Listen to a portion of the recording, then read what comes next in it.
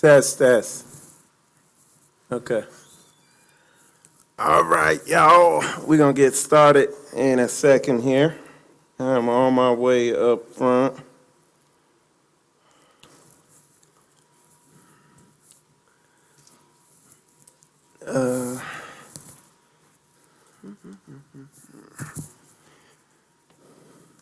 All right. Let me get HH. Okay.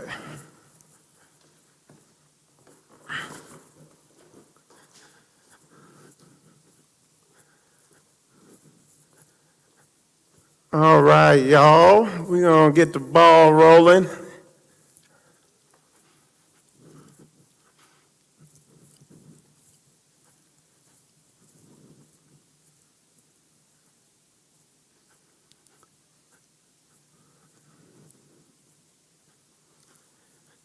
All right.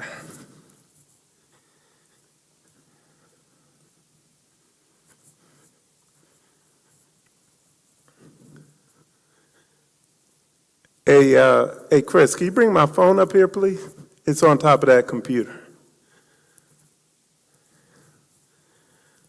All right, y'all. So this is the diet, health, and wellness class. We're going to be discussing, health, fitness. I'm going to be covering some things. Hold on, getting a little feedback. I'll be discussing some new things. It'll be new to you that I haven't discussed, publicly yet, concerning fitness, health, everything like that. So if you have, and then the bulk of what we're doing here is going to be question and answers. And I think in doing the question and answers, we're going to cover even more in depth some of those topics.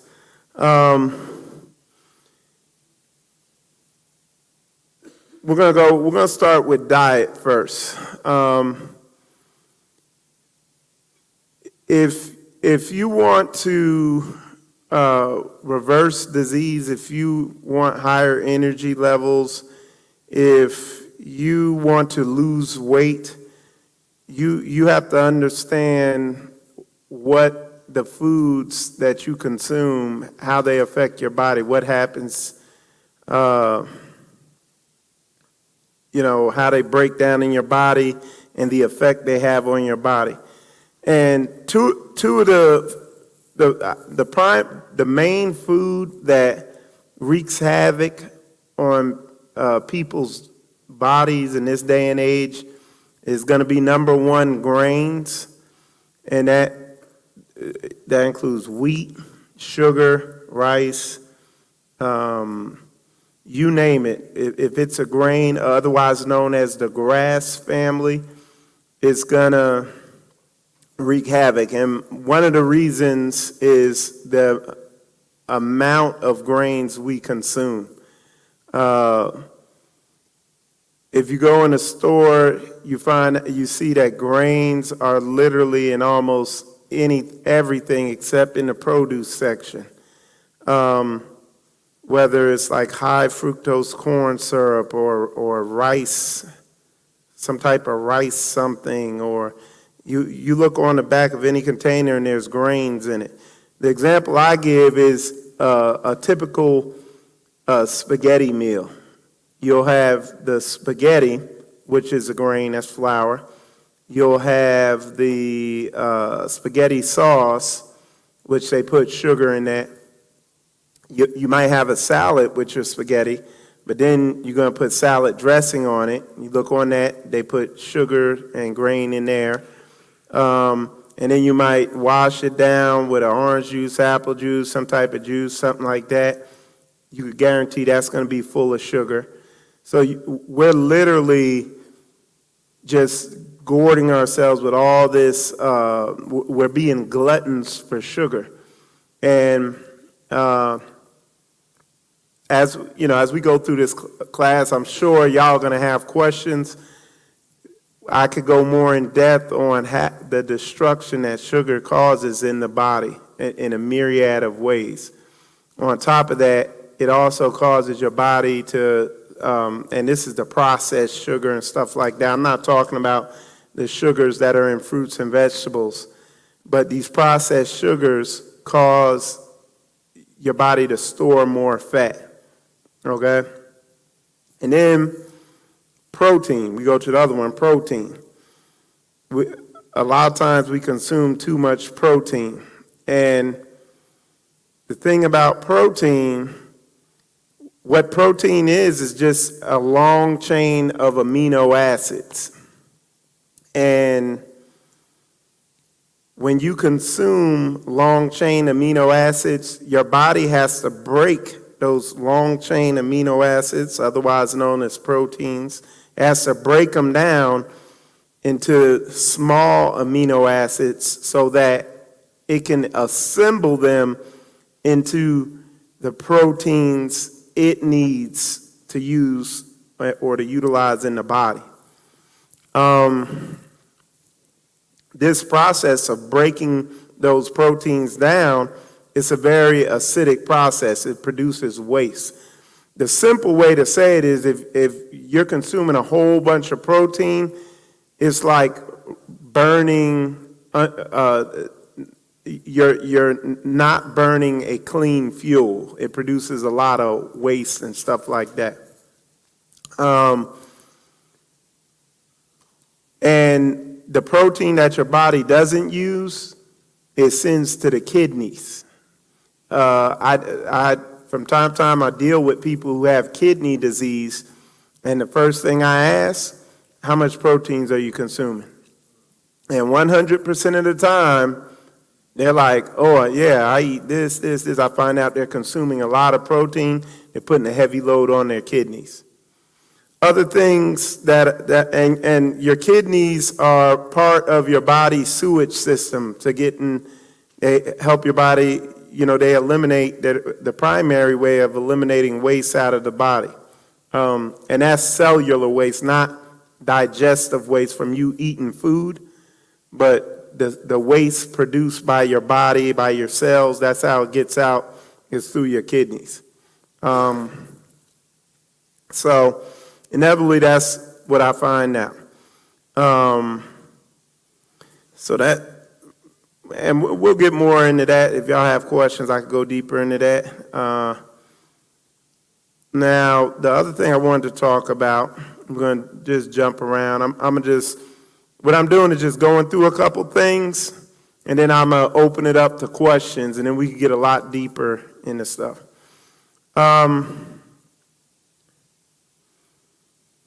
Let's see. Joint pains. We're going to talk a little bit about fitness. Okay, so joint pain, stiffness. I started going to the gym at the beginning of the summer. Basically, our whole assembly. We started a regular gym fitness routine. Initially, when I started out very easy. I mean, my workouts probably didn't even last 15, 20 minutes. Lifting very lightweight, just real slow the first maybe 3 or 4 weeks. And then I slowly ramped it up. And something you need to know about fitness, a lot of people run into joint pain. I know I've had knee pain. And my thinking was, oh, my cartilage is wearing away. It's probably bone on bone there, and that's why I'm having knee pain. Worn cartilage, and some people have worn joints and it's bone on bone. It believe it or not, it doesn't cause joint pain. Okay? And you go look up what I'm saying. What you're going to find, almost 100% of any joint pain, stiffness, anything like that, it comes from tight muscles, muscles that need to be released. Why do these muscles get tight? A lot of times it's due to diet. Like if you don't have a diet that's hydrating you properly, it'll cause those types of problems. Like a high fruit, high vegetable diet, or a diet I would call a low inflammation diet is not gonna. You'll notice joint pains go away. Something I noticed when I was on a high fruit diet and at times an all fruit diet, I had no joint pains. And then as I began consuming meat and stuff like that again, the joint pain would kind of come back. And what that's due to is inflammation. When I say inflammation, your body has to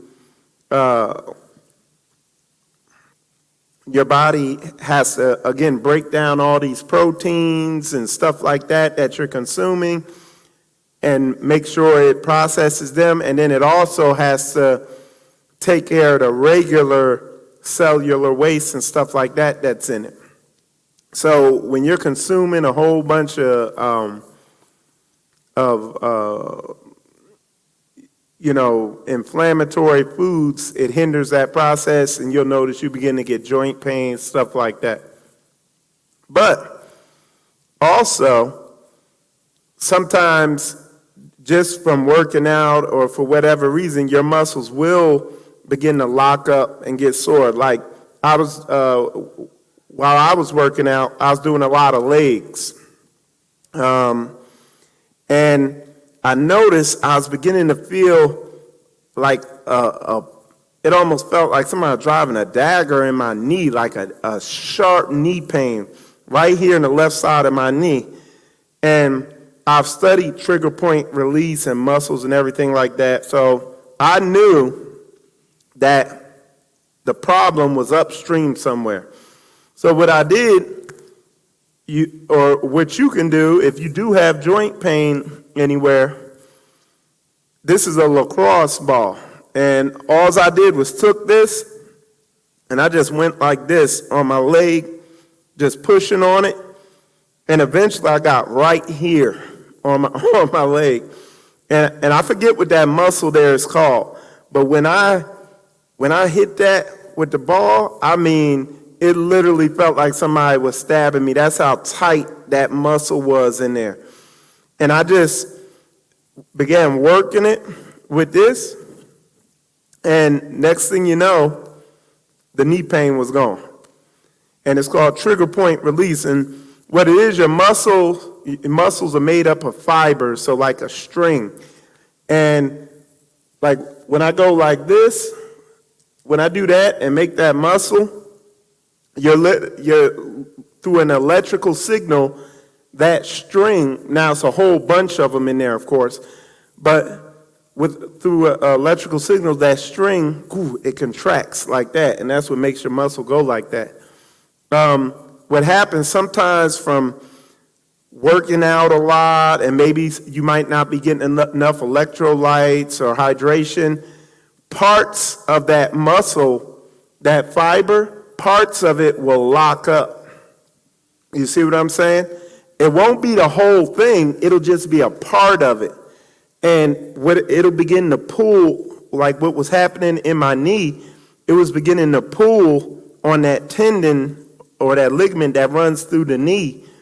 And it was stretching that and causing a pain in that.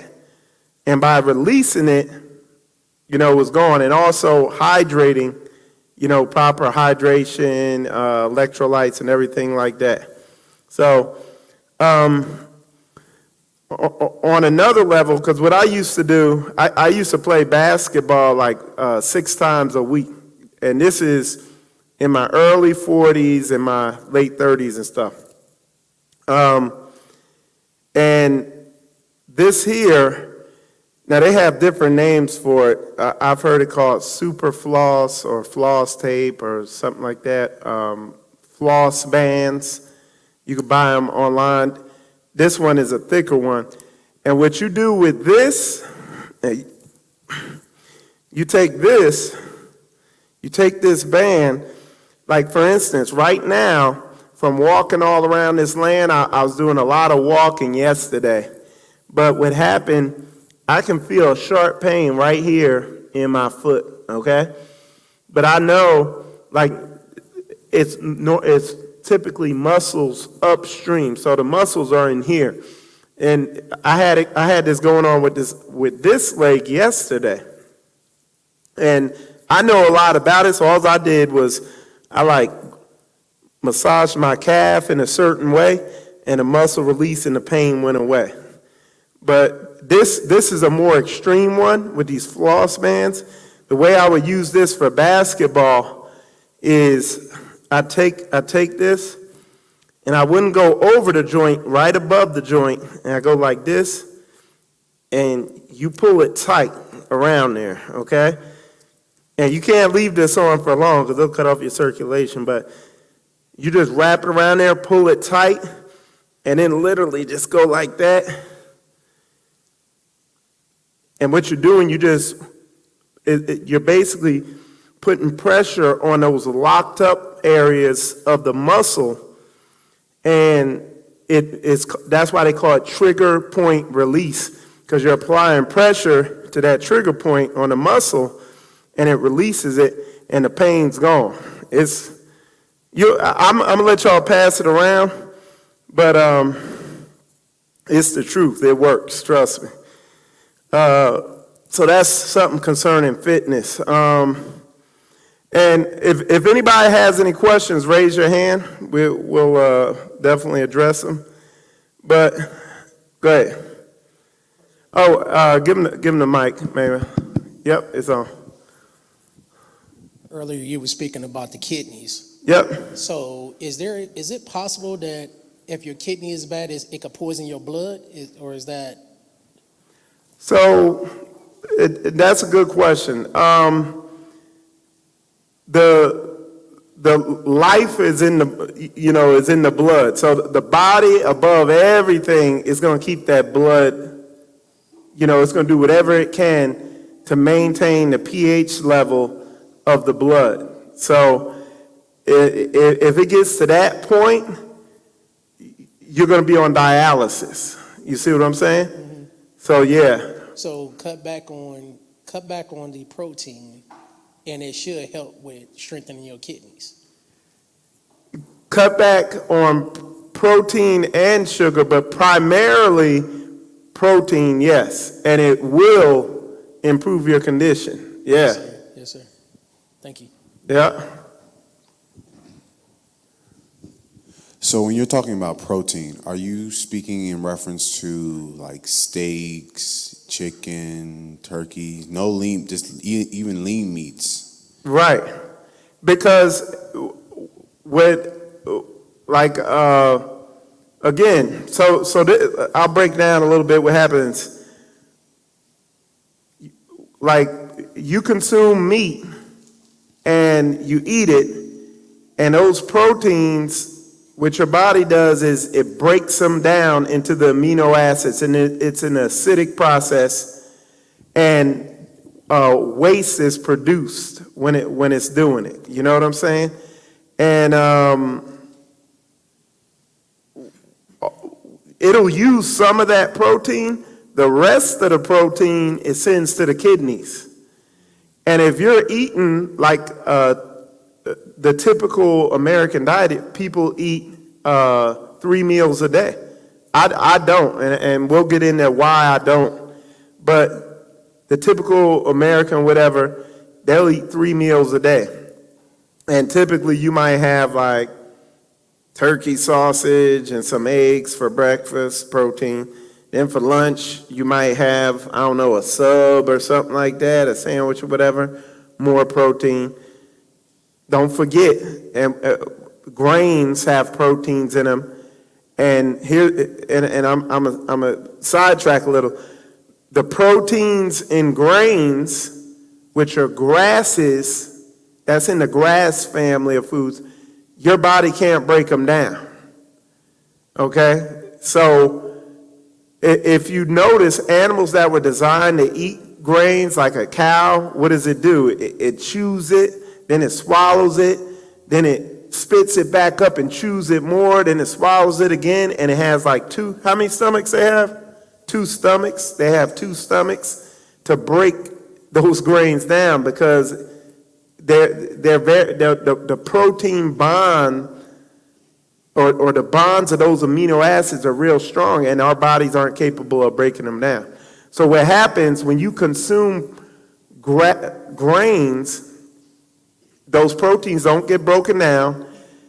There is I forget what it's called, but there's a protein that's in grains, and when it hits your gut lining, it causes your gut to loosen up, and it makes it more permeable, and some of those proteins seep into your body.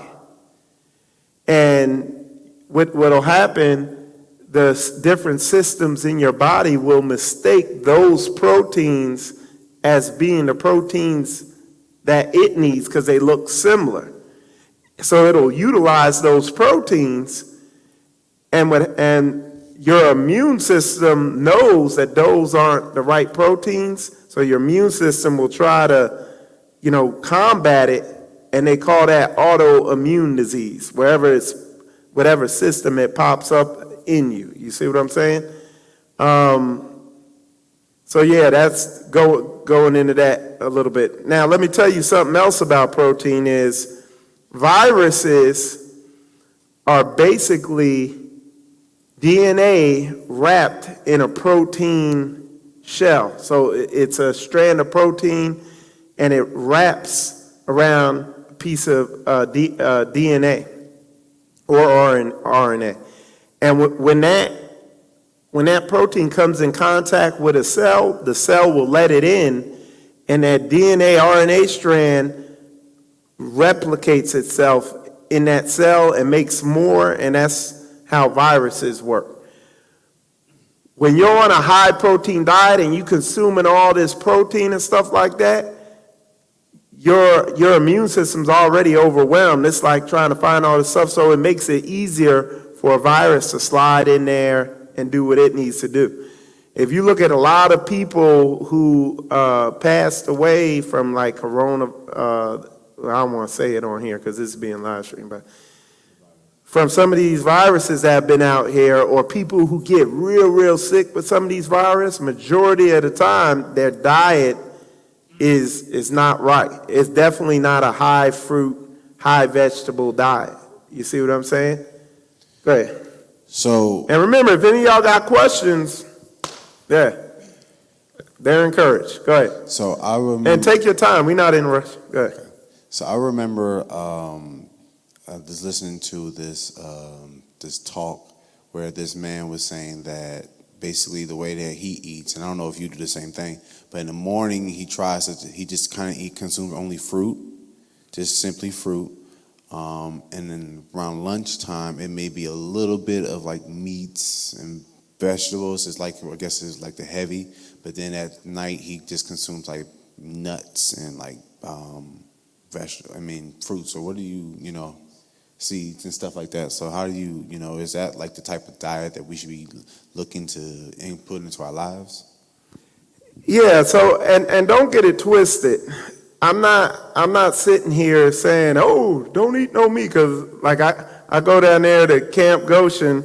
I call it Jurassic Park, because them mothers all they eating is meat down there. But we eat meat, but you got to eat it sparingly. So like for dinner, my portion of meat is very small when I do eat it. Normally we'll eat meat maybe 3 times a week. That's how many times we'll have meat, and we eat one meal.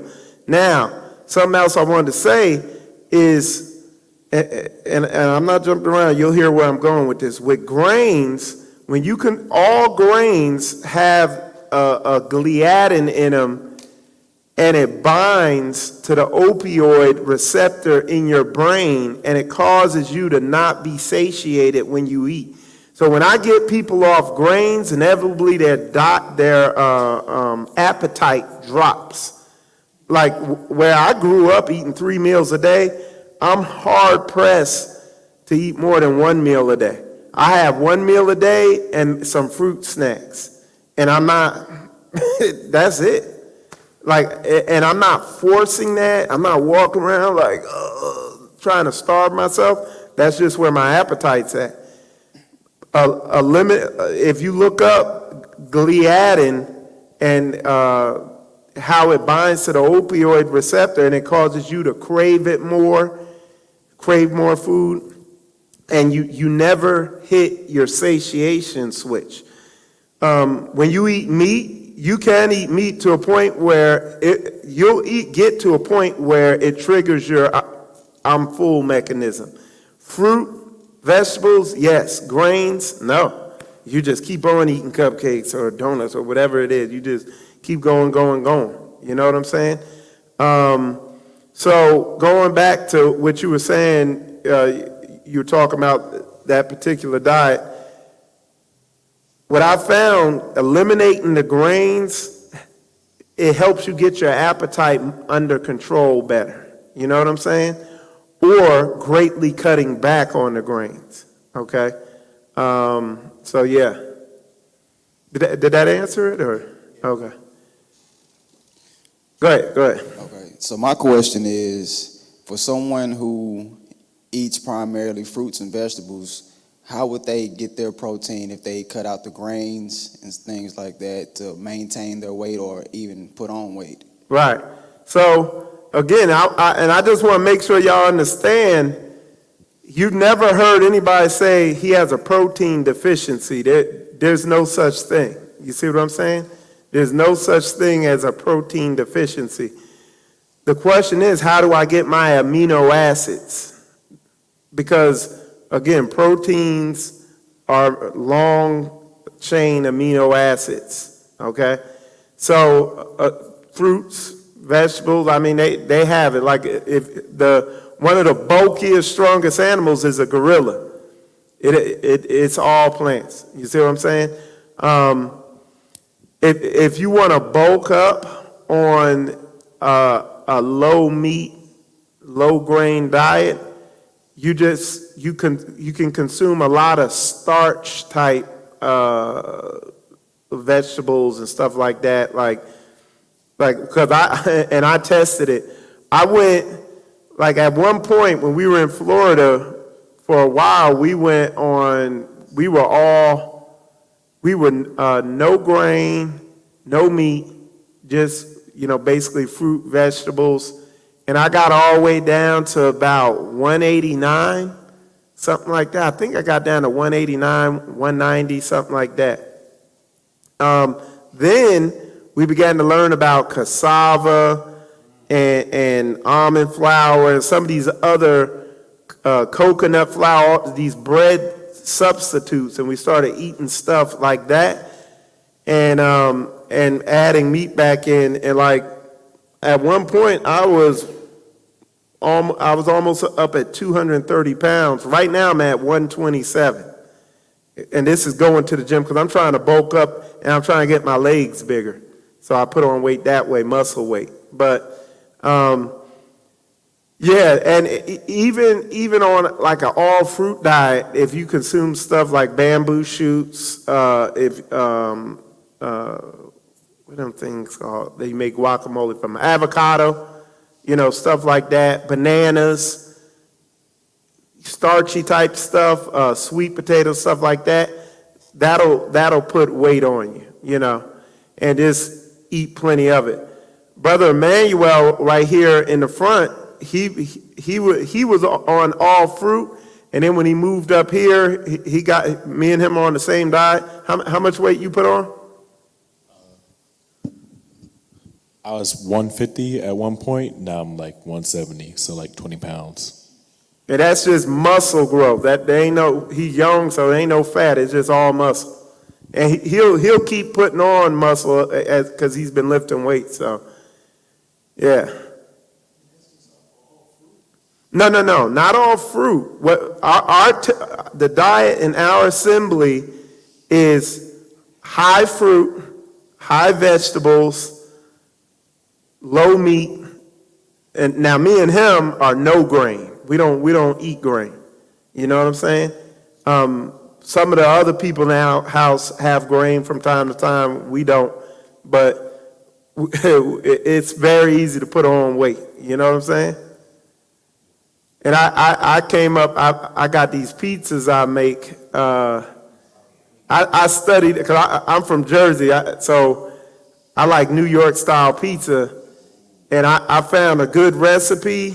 And if I'm not careful, shoot, I end up getting fat. You know, so yeah, so. I was just curious. I know you mentioned grains quite a few times, and you have a lot of good information on them. I just wanted to double clarify before I get to my next question. With grains, it's just like grains, period. Just not good in general, or like you talking about grains in a store or grains you grow? Good question. Good question. Yeah. So the thing, a couple things about grains. So the majority of the grains we have today, like your typical wheat and all that, the wheat they have today in no way resembles the wheat we had just back in the 60s, let alone back when we were a nation. You see what I'm saying? What they did with the wheat, because they over-farmed the land, the way the wheat used to grow, the roots would go out a little, and then the plant would shoot up high.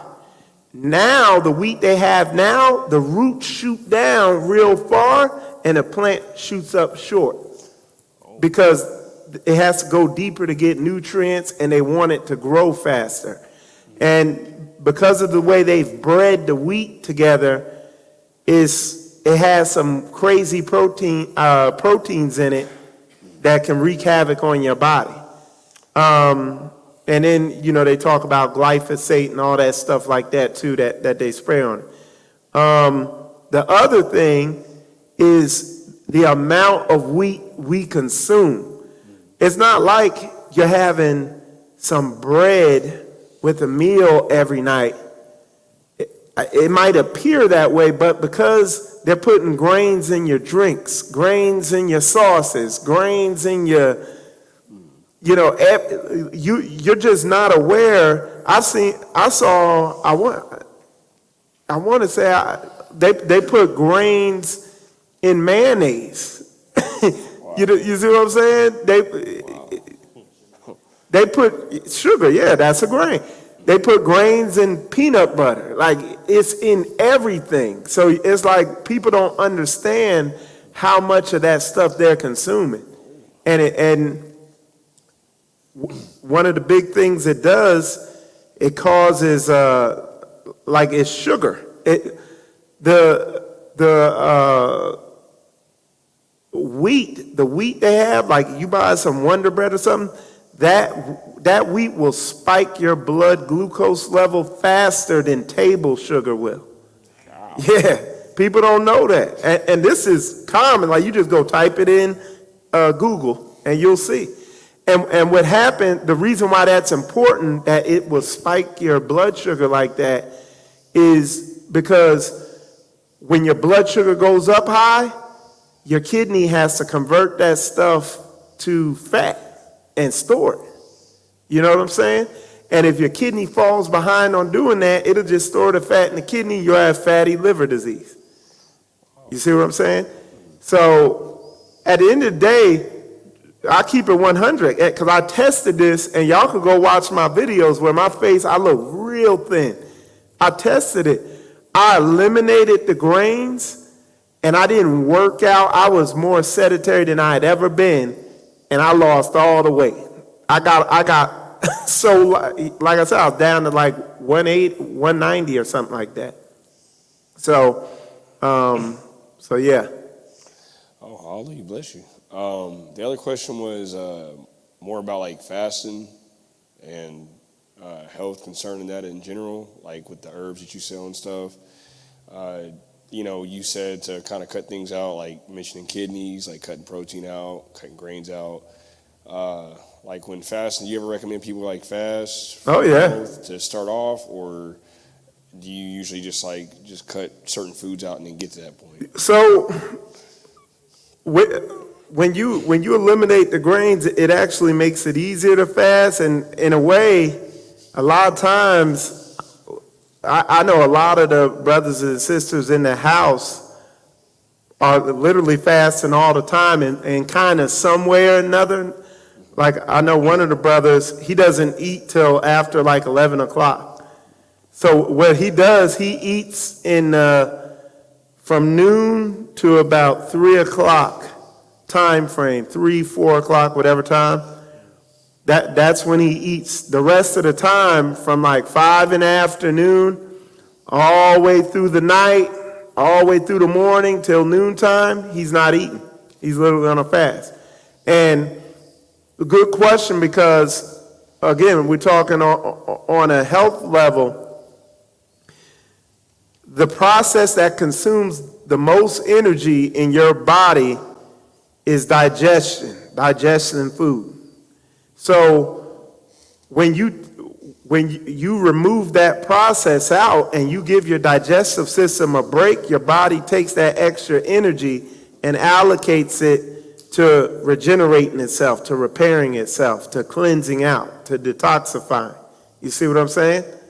So that's why, like, you see a lot of people, they're eating 3 meals a day, 3 meals a day, 3 big meals a day with, their body's trying to break down all these different types of food. Like your meal might have meat, dairy, grain, vegetables, and fruit in it. That's one meal. And you're eating 3 meals like that a day. Man, your body's trying to break all this stuff down. Literally, your body is digesting food 24/7. You see what I'm saying? To where, and it talks about in the Bible that people would be overcome with surfeiting, with overeating. You see what I'm saying? And everything's a deception now. So it's real subtle. You don't see people out there like, oh. No, you're eating 3 meals a day, though, and it's more than what you need.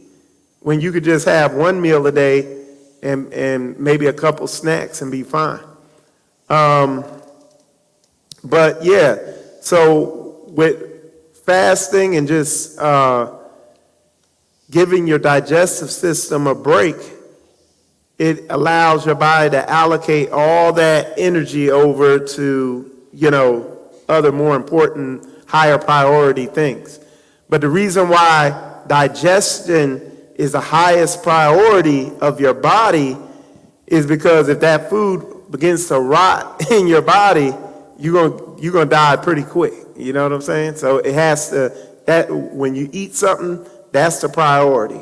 Boom. Unless it's an immediate danger where like something's threatening you and your body flips into a fight or flight modality. Then what your body does is shuts down all unnecessary systems. And one of the systems your body shuts down when it's in a fight or flight modality is your body's sewage system, particularly the lymphatic system, which consists of your kidneys and that whole system. And what will put your body in a fight or flight modality like that, in a fight or flight mode? Well, an actual real stressful situation, somebody trying to fight you or something's getting ready to attack you, that'll do it. But you know what else will do it? Stress, bitterness, resentment, anger, caffeine. All these will shut your body's cleansing system down. So this is why a lot of disease, you know what I'm saying, you see people who are walking around harboring certain things, you know what I'm saying? It'll have you in a bad way. Go ahead. Who next? You're gonna take somebody over there? Okay.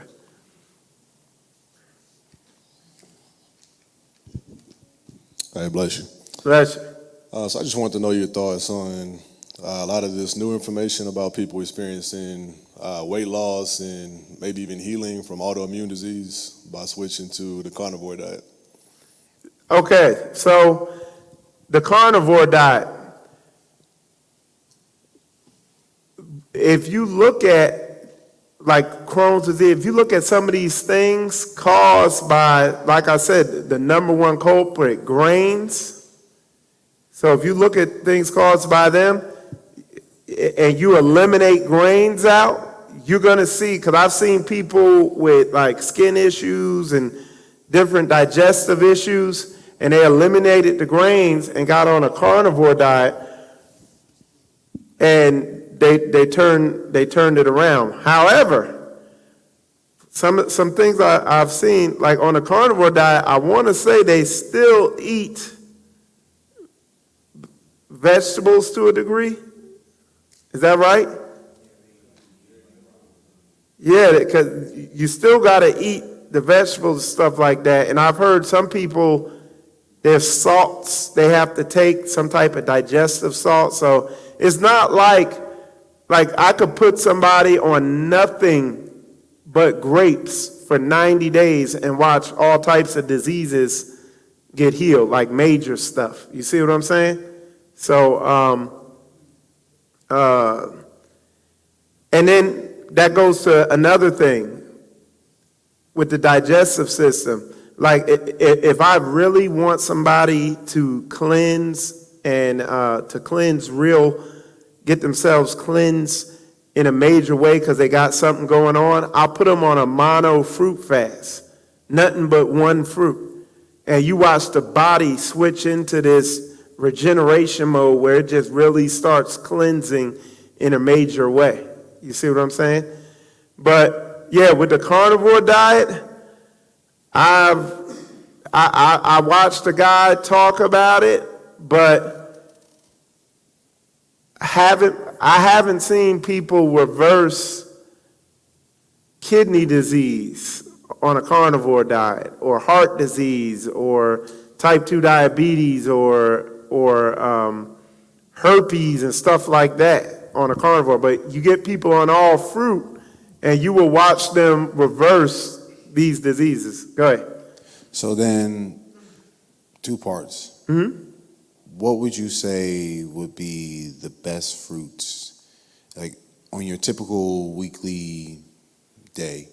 What would you say? What are your fruits that you go to for like morning through to evening, each and every day? I mean, berries, melons, citrus fruits, for the most part, they're all good. I wouldn't go real hard on, again, like the starchy fruits, like bananas, stuff like that. I mean, and those are good for you, but just, you're not going to do a banana mono fast. You know what I'm saying? But you could do a grape mono fast. You could do an orange fast, nothing but oranges. You know what I'm saying? So yeah, you could do stuff like that. But yeah, just watery fruits that are juicy and watery, everything like that. A lot of people say the most powerful fast is the grape fast. You know what I'm saying? But yeah, just consuming fruits, just eating them, you know what I'm saying?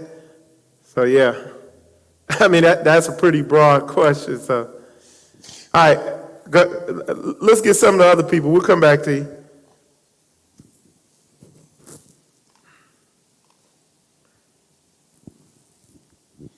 Bless you, sir. Bless you. On the mono fast, like the grape fast, how long would you recommend someone do this fast? Would it depend on the intent, like losing weight, or does it depend on if they're trying to heal something? So I typically don't put people on mono fast or anything like that unless, you know, they got something really going on. But if somebody, you know, if you want to just do one for like 4 or 5 days, you know, it's whatever. But there's some things you do got to take some things into consideration. like if you have diabetes or something like that, or high blood sugar or something like that, because grapes will raise blood sugar initially and everything. So maybe you want to go on an orange fast, because oranges aren't as high on the glycemic index. Like, you want to know where the fruits are at on the glycemic index, because like watermelon is high on the glycemic index. So that means it'll spike, it'll bring your blood sugar up. It's not going to be like table sugar or wheat or nothing like that, but it will raise your blood sugar a little. So you got to take that into consideration. Go ahead. Would you speak on parasites, getting rid of parasites? Parasites are fed by sugar, by those sugars, by the bad sugars, by the sugars that are in the grains. So literally, if you got parasitic problems, I mean, it's not hard. You just look up the havoc that these grains reap on your digestive system, feeding the bad bacteria, not the good, feeding parasites and all that stuff. So eliminating that out and going high fruit, that will combat parasites. Yeah. So, and just something to keep in mind, fruits clean, vegetables build, in general, okay? So, Bless you, Michael Israel. Bless you. I'm glad you brought up melons, because that kind of sparked my question. Do you think there's a difference between fruits with seeds compared to fruits without seeds, and what's the impact of doing the diet with seeded fruit? if seeded fruit is better, but I've seen people reverse diseases on some grapes they bought at Walmart. You know what I'm saying? Yeah. So is it that big of a deal? No, but I mean, I think what I look forward to is when we get on land growing my own fruit. I think that's significantly better, growing your own fruits and vegetables, because more and more as time moves forward, they are beginning to do stuff to even the fruits and vegetables. But they're still powerful, they still heal, they still hydrate, they still do what they do. They're still Yah-made food, you know what I'm saying? Yeah. Hey, let me tell you something else. People say seedless grapes, but the grapes aren't, those so-called seedless grapes aren't seedless. They're just a type of grape that has like real small translucent seeds, but they do still have seeds. But when the grapes that do have the bigger seeds, there's phytonutrients in those seeds. So if you eat those seeds, there's more nutrients that you get. So. Next, anybody else? Yeah, get him back there. We'll come to you next.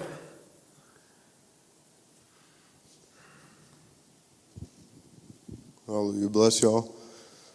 So I remember you mentioning the lymphatic system earlier.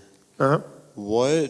I know it cleans your body, but what could you do to cleanse it, or what fruit or foods would be good to cleanse it with? Okay, so to cleanse the lymphatic system, you again, just consuming the fruits does it. What happens? Who you want, Ronnie? Okay, so to cleanse the lymphatic system, what you need to do is literally getting on fruits gets it moving again when you're hydrated and everything like that. Now, we have herbs that stimulate the lymphatic system and get it going, but so you could do that too. That moves it even faster. Like the herbs we have, like you get on a fruit diet or something like that, and you take those herbs, they're gonna add a lot more to it. You know what I'm saying? But yeah. So, but yeah, just getting on that fruit diet will get it moving. Hallelujah. Hey, Emmanuel, go go to her right there. Sister right there. Yes, sister in the green. I think she had been raising her hand. Here you go. And then we'll come back to you, brother, if they. Bless you. Bless you. A person that has protein leaking into their urine, does that mean you just need a cleansing with the lymphatic system?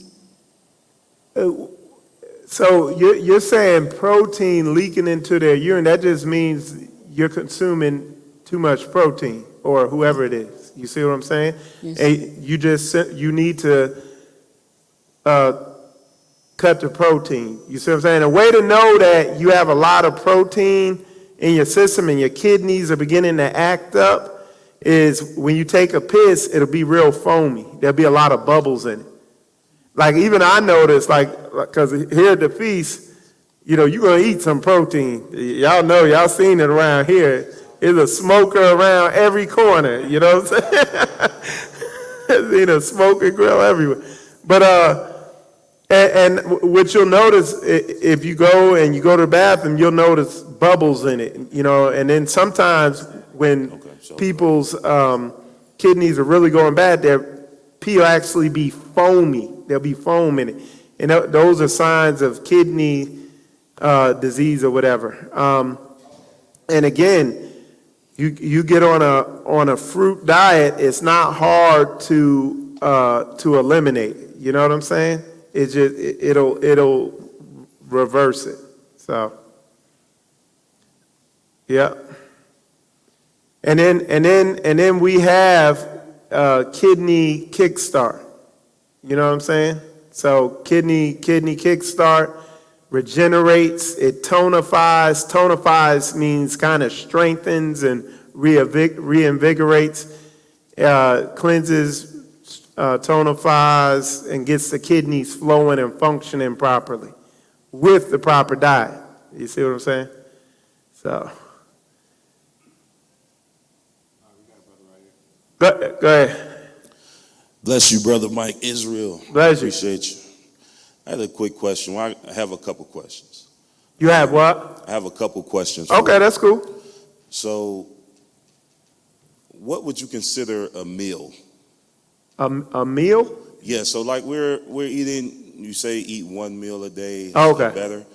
Now, if you're having snacks and things like that, does that build into a meal as well?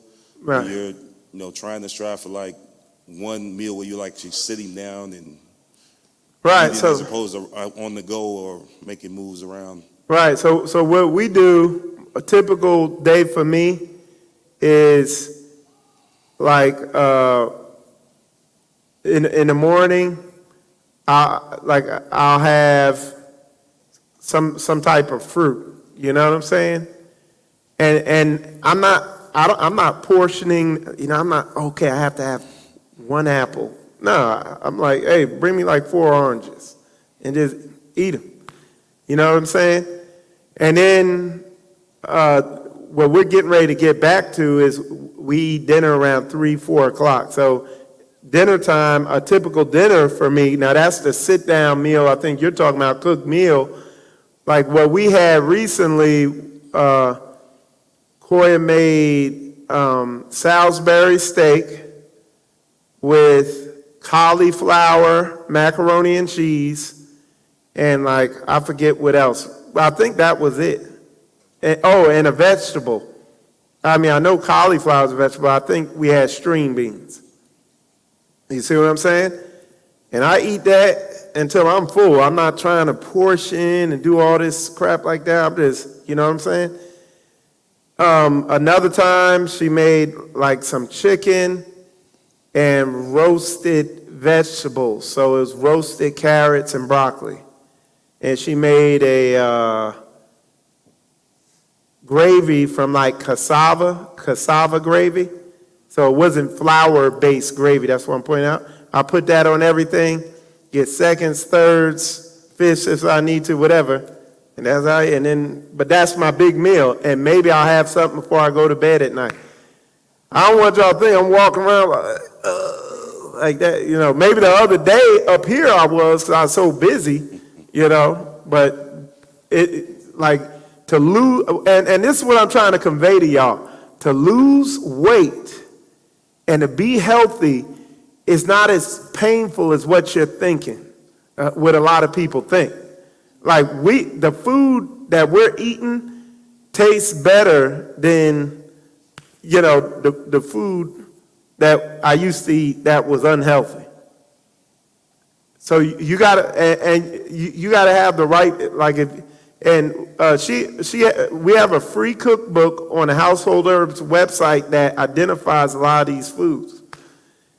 And like I said, a couple years ago, when I was down in Florida, I lost weight without working out or doing nothing, just eating. But that was a little tough then, because we didn't have all the knowledge we had about all these foods. So yeah.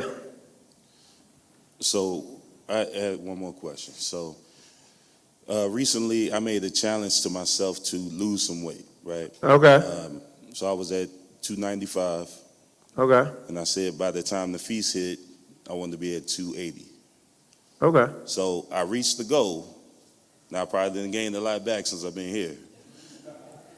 But it was a challenge. I had to fast quite a bit. I went 2-3 day fast, just water, and 2-3 day fast, just nothing. So yeah. So that's a very good question, and that was one of my talking points I want to talk about.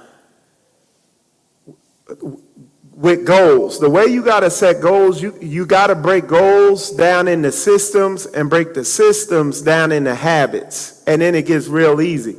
So, okay, the goal is to lose weight. Okay, what's the system I'm gonna use? I'm gonna change what I eat.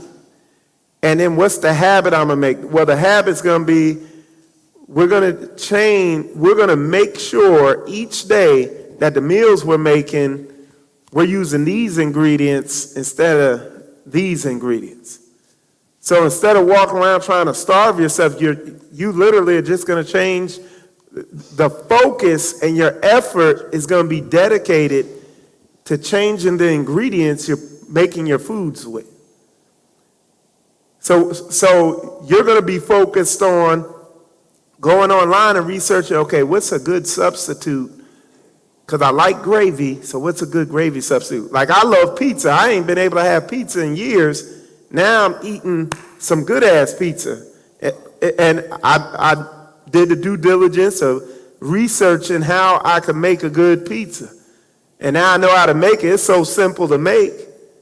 And I can eat it and not have to deal with all the penalties. So the effort and the diligence has to be focused on, like, what you're going to be reminding yourself every day somehow is, okay, I got to change these ingredients we're using. Now that's very simple and attainable. Not, oh, I got to just take one bite. I'm like, ooh, and you just sitting there suffering, looking at all that good food. Hey, that ain't fun. That ain't gonna last long. You know what I'm saying? So that's how you break down and knock out any goal you got that you want to achieve. You know what I'm saying? Yeah. All right, go ahead. Who's next? Shalom. So I got two questions. The first one is, what is the best way to target body fat? And the second one is, do you think keto diet is a good diet? Okay, so the best way to target body fat is to eliminate grains. Just like I've been saying, grains. And a grain is a grass, and we're going to name some: rice, oats, wheat, sugar. You know what I'm saying? All those are grains. Pastas. Eliminate that. Find a replacement for it. You know what I'm saying? And changing the portions. You know, in the American diet, if you look at that food pyramid, it's backwards. They got on the bottom this big ass thing of grains. You see what I'm saying? And then they got other stuff. It is that big ass thing on the bottom should be fruit on the food pyramid. And then the next level of it should be vegetables across that whole thing. And then the level above that should be, meat and stuff like that. And at the very top, up there with the candy, should be the grains. You know what I'm saying? But guess who made the food pyramid? The Food and Drug Administration. So the food people are in, the relationship with the drug people, so they're going to hook that food pyramid up so the drug people making money. Anybody else has a question?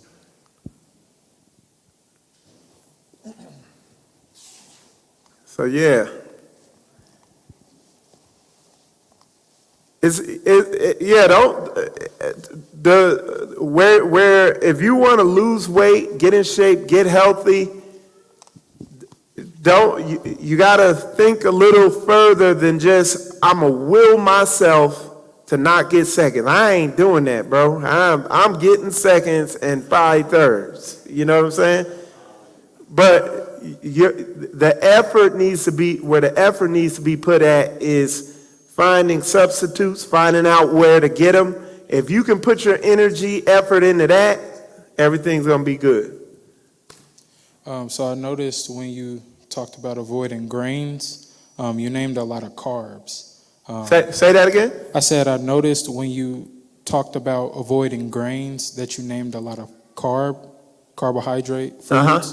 I wanted to know, are there any carbohydrate foods that have no grains in them, or are you just talking about like avoiding carbs at all? So, like bread, pasta, Yeah, so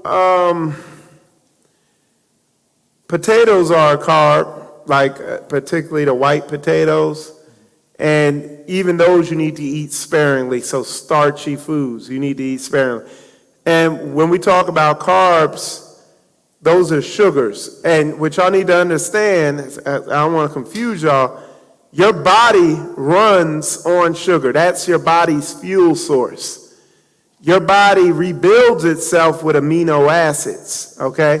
Fruits are the perfect food because they contain the right amounts of both, plus all the minerals, nutrients, everything else you need.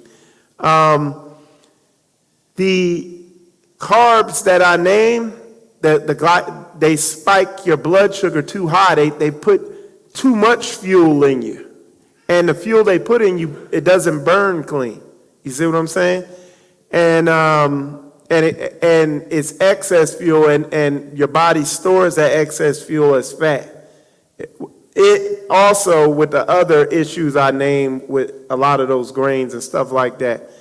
But you asked, are there other carbs that you can eat? That's the carbs that are in fruit, and there's carbs in vegetables also, glucose.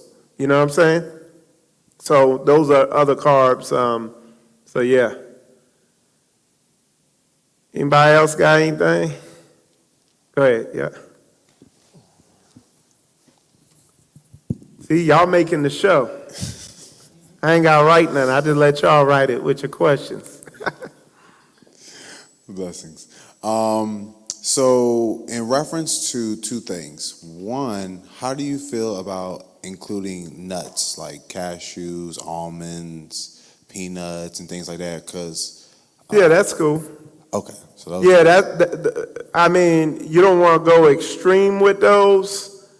You know what I'm saying? But yeah, I eat almonds, I eat cashews, stuff like that. I don't eat peanuts that much. I've heard some things about peanuts, but I know they don't sit well with me. Legumes also, those are high in protein. Those can wreak havoc on your kidneys. They call them kidney beans for a reason. I remember I used to make a chili, and I'd put all these different types of beans in them, in the chili and everything, and we eat off that pot of chili for almost a week. And by the end of the week, my dad I'd be like, I be feeling some pain behind here. It turns out that was my kidneys getting overwhelmed by all that protein I was sending to them. And the brother back there asked you asked a question, I didn't answer it. He asked about the keto diet. The keto diet, long term, is hell on the kidneys. That ketogenic diet, where you get your body to run on ketones instead of sugar by eliminating sugar. You know what I'm saying?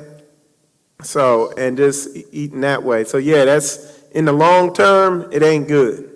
You know, and it's in the word. Originally we were designed to eat fruit. You know what I'm saying? And that's why when you begin eating fruit, it begins regenerating your body and reversing stuff. You know. So go ahead. And then the second question is, what about granola? Grains. What is granola made of? It's like oatmeal and oats and. There's a whole bunch of sugar, oats. I forget what all it's made of, but one of the sisters in our assembly makes grain-free granola.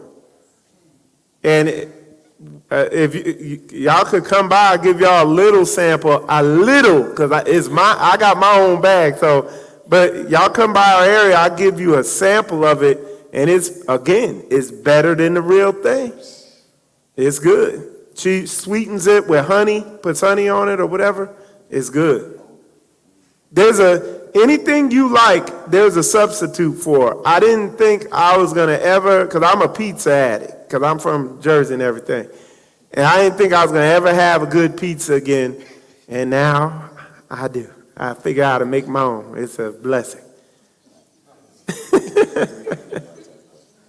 Anybody else has a question? Because this brother has another question. So, okay. Right there. I just got one more question. So with the vegetables, like, what do you cook them in? Like, what's like the good oils you can use, or how? We have roasted vegetables, and apparently that's easy to do. You just throw them in there. I think she puts them on some wax paper or something and roasts them. What you don't want to do is cook them in like peanut oil or canola oil, or some of these oils. I think they use olive oil to cook them if they are, so yeah. Yeah. Any other questions? All right, and we got it to what, 2:00, right? So I think that's about. It says 2:30 on the. Oh, 2:30. Okay. All right.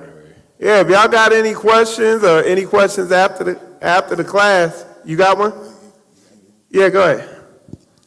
All right, so I wanted to know what is your recommended, I guess, amount of protein or sugars per day, like just on a normal basis? None.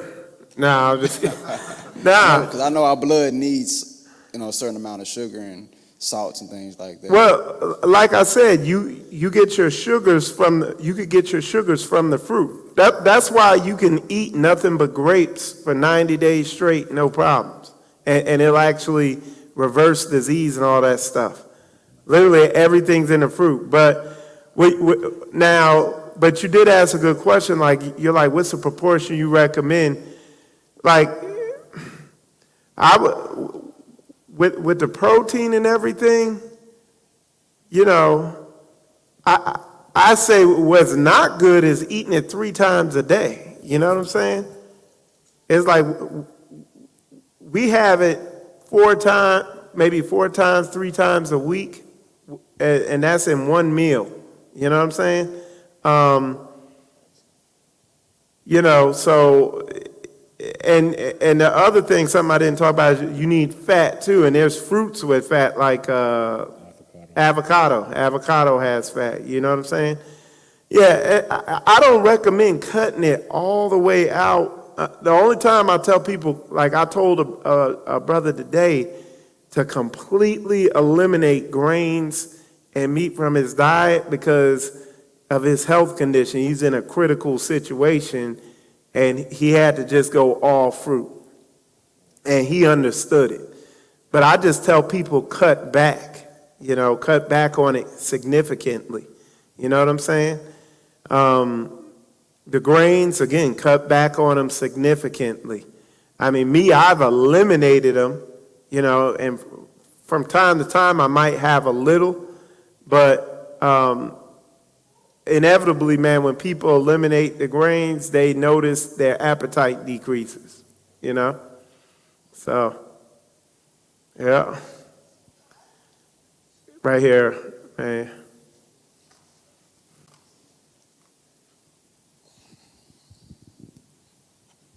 So something I remember from him bringing up grapes. I was talking to Brother Martez about how I kind of, every night when I go to sleep, I go through this thing to where my nose completely gets stopped up, and pretty much I can't breathe unless I'm breathing out my mouth.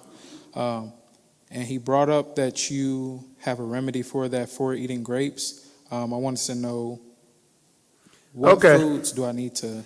All right, so something we didn't talk about today is dairy.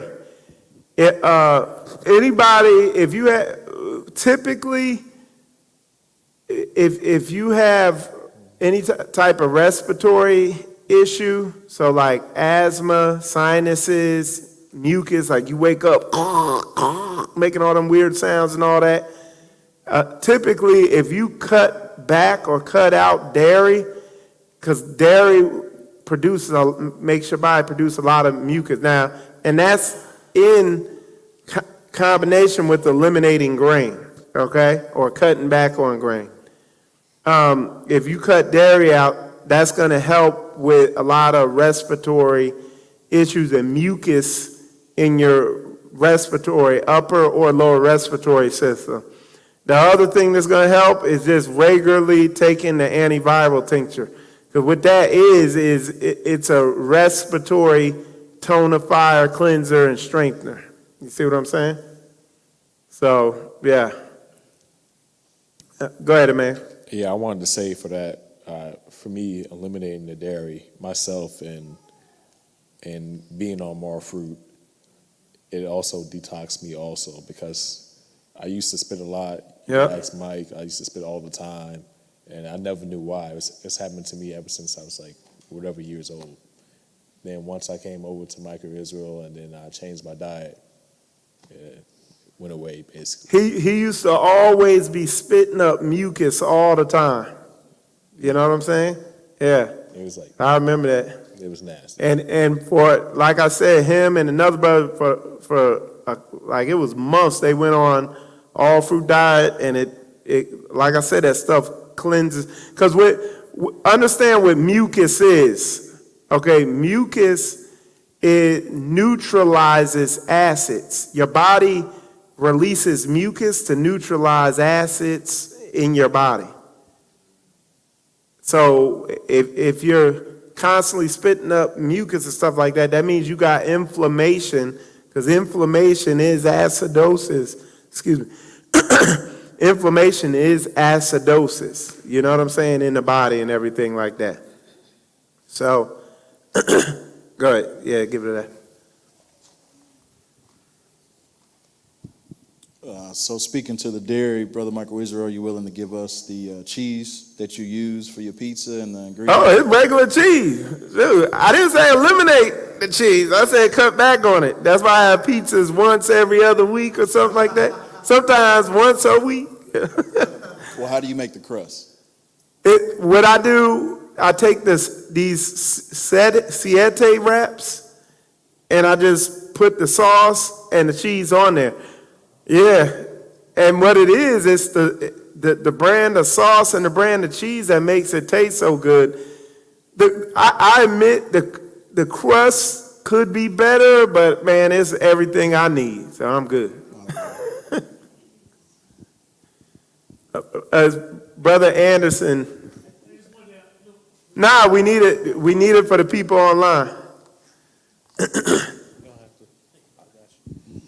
I just wanted to add you can use cauliflower and broccoli, and put it in a food processor, and then pat it together. You don't have to put nothing else on it. And stick in the oven. It makes a wonderful, wonderful crust. I'm going to try it. Try it when I get off, when the feast is over, when I get home. I'm trying that one.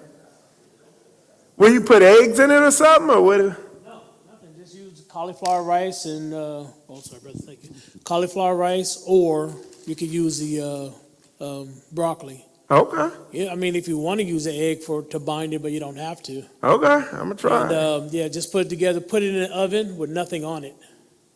So you make your crust first, and then you put all your stuff on it, and then you put it back in the oven. All right.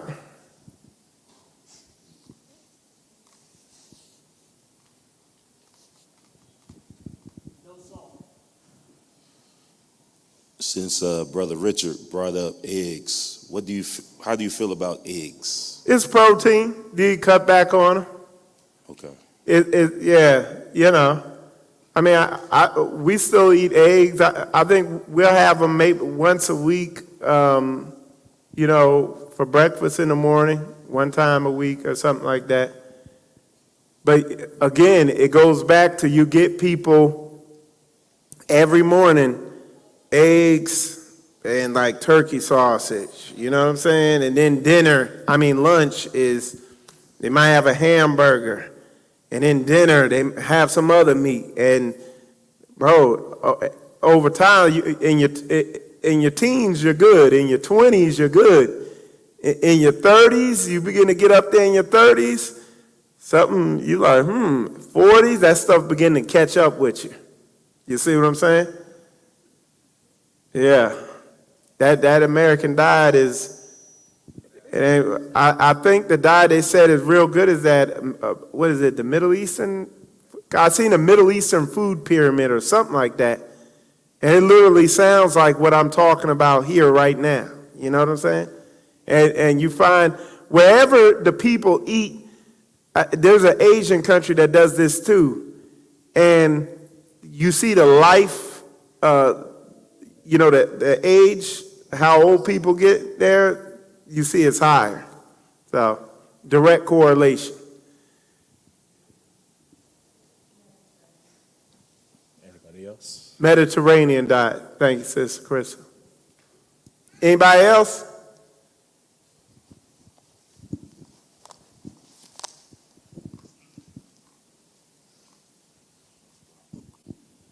So this question is in regards to fitness.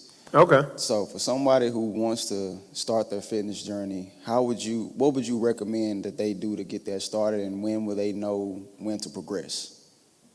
So, I'll tell you, with fitness, I'm going to tell you a couple things. Like, what I've been doing, like I do like when I'm lifting weights, I don't lift a whole bunch of weights. I'm doing I'll do 12 reps of some weight that I could or like for instance, when I do the bench, I put a 25 pound on one side and a 25 pound on the other, plus the bar's 45, so was that 90 pounds or something? That's what I do my bench workout with. And I just press it out. Now, mind you, I could put a whole bunch on there. I mean, I could lift way more than that, but that's plenty to grow my muscles. So don't get caught up into this thing thinking you got to lift all this weight. You know what I'm saying? There's a couple things I got to say. But yeah, so don't get caught up into that. The other thing I found is the circuit machines or the weightlifting machines. I used to think, they're not as good as the free weights because they're not teaching your muscle to balance and all that. But that really ain't too big of a thing to worry about. But my thing with fitness is, what I learned is, even if you just go there, because there were days I just go there, work out for 10 minutes, 15 minutes, and that's it. Because that's what I felt like doing. And then you slowly grow it into a habit, and then you could go in there and lift longer and longer. But the big thing is making this thing it's not the big thing to sticking to a diet or to sticking to lifting weights or whatever is to make your focus, don't make your focus how much you're doing or how long you're in there. You make your focus just getting there. That's it. Like, if you could just get there, like, make it small and doable, because the focus to turning around your health is not quantity, it's consistency. Even if it's small, you don't got to do a lot every day. Even when I'm saying changing your diet, dude, you might just put one extra scoop of vegetables on your plate today, and you eat, and then I might see you over there today, and you have a stack of meat and a stack of bread.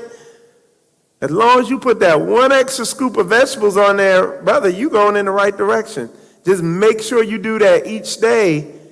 Is be consistent in a little bit each day, and that is how you lose the weight. That's how you change the diet.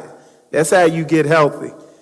Don't be like a lot of these dudes. Oh, Michael Israel said grains are bad. All right, I'm done. And then you just cut grains out, and 3 days later, you just binge out on like pizza and donuts, and it's so hard, you know. Just do a little each day. If you do that, you're gonna get there. Just make a small commitment each day, because that's what I did with the gym. I went to the gym. I did a little bit of bench that first day. Worked on a leg machine. I did one set on the leg machine. I was like, I'm done. But I was like, I'm not going to stay here long, but I will be here tomorrow. Next day, I'm there. Boom. You know what I'm saying? As far as with the rest, the way you want to work out, I don't know if y'all know muscle groups, but like the way I work out is one day I'll do leg extensions, okay? So I'll do leg extensions and I'll work the back. I'll work my back muscles. Then the next day I'll do leg curls, so I'll work my hamstrings, and I'll do chest. So now that group of muscles gets time to rest. The opposite muscle gets time to rest. Then the next day, I'll work out some other muscles I didn't work out. And then the day after that, I'll cycle back to the ones and to the initial muscle, the leg extensions and the back. And so they've gotten 2 days of rest to relax. You know what I'm saying? That makes sense. Hopefully I explained that good. So this next question, what's more important, working out or fitness side or diet? Is it 50-50 Fitness, ratio? movement, yeah, moving. The way your body's sewage system moves stuff through it is through when your muscles contract or flex, it pushes on your lymphatic system and causes the waste to move in it. So if you're inactive, you're not moving lymph or waste out of your body like you need to. So what about if you lifting weights? If you exercising, but you still like eat junk food and grains and things like that? Yeah, you got look at Derrick Rose, man. That dude, he was in the NBA killing it, and he was on an all candy diet. Then his junk started breaking down. But he got there. But eventually it all catches up with you. You know what I'm saying? You just want to stick to the natural thing. The way that Most High designed us is to be outside, working, doing gardening, being in the sun, working our muscles, harvesting whatever we eat, eating that. It takes care of us. We getting our exercise. You know, he didn't design us to be going to a gym, paying money for a membership, go to Walmart, buy this food, and then you got to buy vitamin D because you're not in the sun. And, you know, so we're trying to, that's why I like what we're doing here in Straightway. We're getting back to the ancient ways, the way Most High set us up to operate. You see what I'm saying?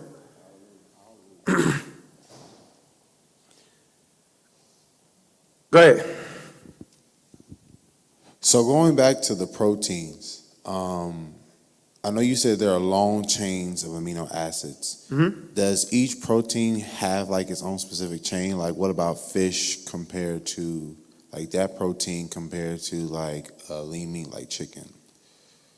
Yeah, there's different types of proteins, but the reason it's called a protein, whether it's fish protein, lean meat protein, or whatever, the reason it's called protein is because it's a long strand of amino acids.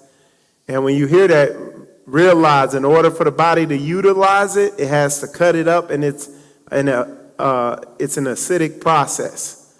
So, you know what I'm saying? It produces more waste in your body than fruit would, already being in the form it needs to be in to be utilized. So when you consume fruit, all your body needs to do is just use it. It doesn't have to cut it up or do anything to it. And like I said, the proteins in grains, your body can't even break those down. So, yeah. I had a question about like fasting. So when you're fasting, like especially if you do like a 90-day diet, is it normal to have like symptoms or something like that? Yes, very good question. So when your body, like when you go on some of these cleanses and some of these fasts, and we have different levels. Like you could do a fruit fast where all you're eating is fruits, okay? You could do a mono fruit fast where all you're doing is eating one type of fruit. And what you'll begin to get is like cleansing symptoms. You might get headaches. You might, you might get joint aches and stuff like that. As you get more extreme with the level of fast or cleanse you're doing, you'll get more extreme detox symptoms. Like you could get blindness, your nails could fall out, nosebleeds, like heart palpitations, crazy stuff can happen. When you go on higher level cleanses and you got stuff going on in your body, you could get cold and flu-like symptoms, all types of weird mucus coming up, because your body is sitting there like, hey, we're off today. We ain't got to do no digestion. Let's allocate all this energy to cleansing and repairing ourselves. You know what I'm saying? A higher level fast is a juice fast. Or you go on a higher level one, a mono juice fast. Or you go a level above that and it's just a water fast. Or you go to the highest level is just a dry fast, so you go nothing at all for 3 days, and then water for a day. And then nothing at all for 3 days, and then water for a day. Now that's a high level. You got to be a professional. You got to know what you're doing when you're doing something like that. But doing a fast like that is like taking a sponge and dipping it in water and then squeezing it out and cleaning it. And then dipping it in the water again and squeezing out and cleaning it. So there's extreme levels you can go to, and you get all types of crazy symptoms as your body's repairing itself. But there's been people who've died pushing it to the extreme. So you got to be careful. You know, when you're on a lot of these cleanses and fasts, you need to be taking it easy. You don't need to be working out or doing a bunch of stuff, you know. You got to kind of take it easy. So, yeah. Anybody, go ahead. You have one? Yeah, I was going to ask about the supplements. I know about it, but I want you to tell me. Oh, and yeah, let me talk about this too also, is testing. So, I was going to say that. a comprehensive metabolic panel. You can't go wrong with that. And I don't, listen to this, don't think I'm coming here telling y'all, oh, the medical establishment is evil and all that.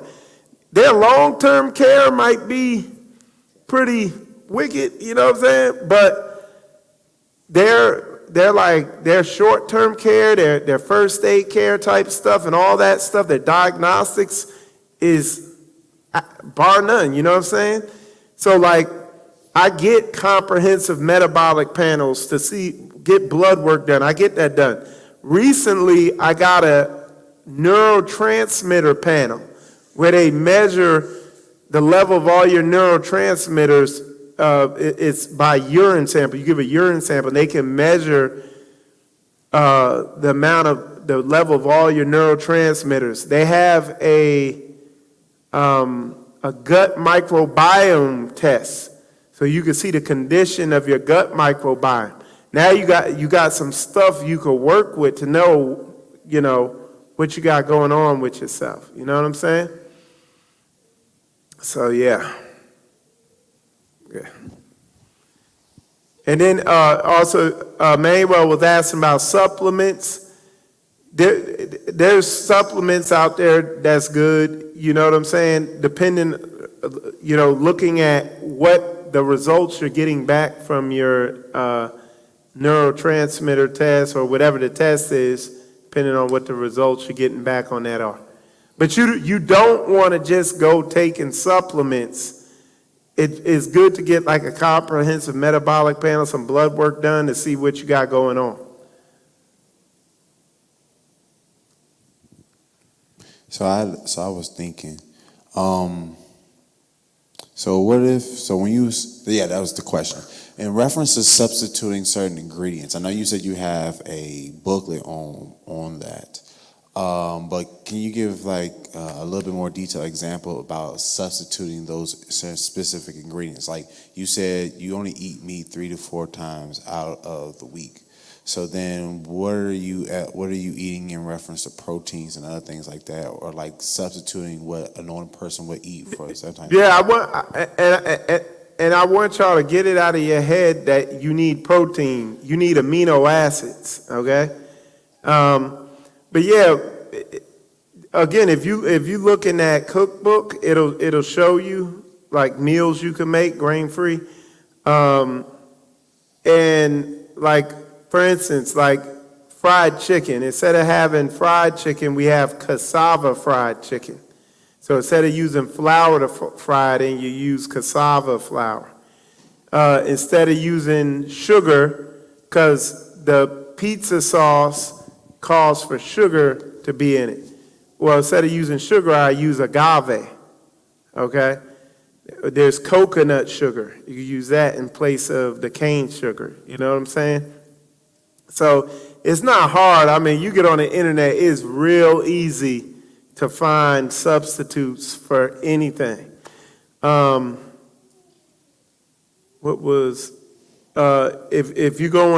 you want to go, like if we're going meat free, so maybe we're fast from eating meat, we're just going vegetables. You can make fried chicken from mushrooms.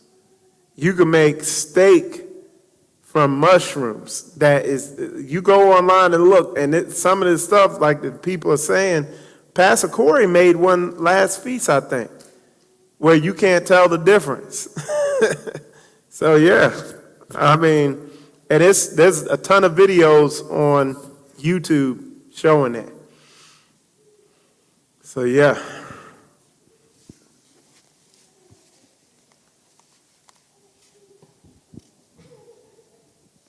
I just had a similar question. I know you talk a lot about sugar. I was just curious about like salt intake.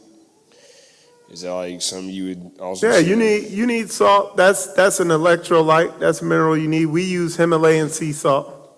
Okay. Yeah. Yeah. So yeah, they got some back. While he's going back there, it's funny if you look over the recent history.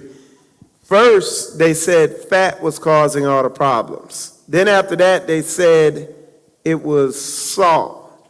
Then after that, they were saying it was like red meat was causing all the problems. And then after that, and they talked about calories, your caloric intake. This is what's causing obesity, heart disease, all these things they would say. Come to find out, it was the grain industry funding all this stuff, because the grain industry is one of the most powerful industries, because grains can be exported all over the world. They can be stored indefinitely. You know what I'm saying? They make a ton of money off, and they're very powerful. So they would fund a lot of stuff that would kind of, cause people to not look at them as being a culprit. But then when you begin looking, the common denominator in a lot of problems, are you consuming grains? Yeah. And anybody can test what I'm saying. Just eliminate the grains for a week or 2 weeks and see what happens. You know what I'm saying? So yeah, go ahead. Yeah, I want to reiterate what I said before when I said no salt. I meant to say no table salt or iodine salt, because it only has two chemicals in it. The best salt to have is Himalayan salt, pink Himalayan salt, and Celtic salt. Pink Himalayan salt has 72, trace minerals. Celtic salt has 82 trace minerals. And it's the best salt that you could have. So yeah, you could do your research on that, and you'll find it pretty interesting.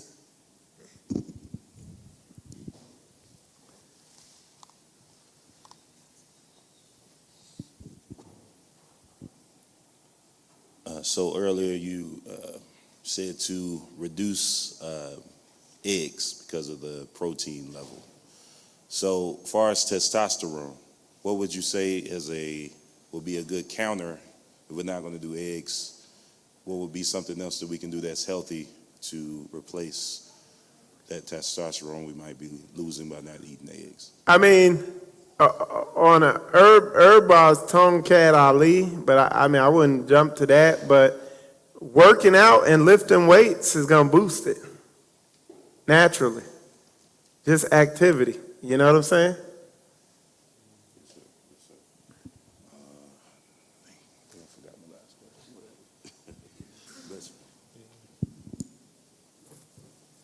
Any other questions? All righty. Well, we're gonna wrap it up. It definitely I knew we were gonna cover everything just through the questions. So, but yeah, we're gonna wrap it up. Hey, brother, back there in the control room, y'all go ahead and wrap up the broadcast. Appreciate y'all.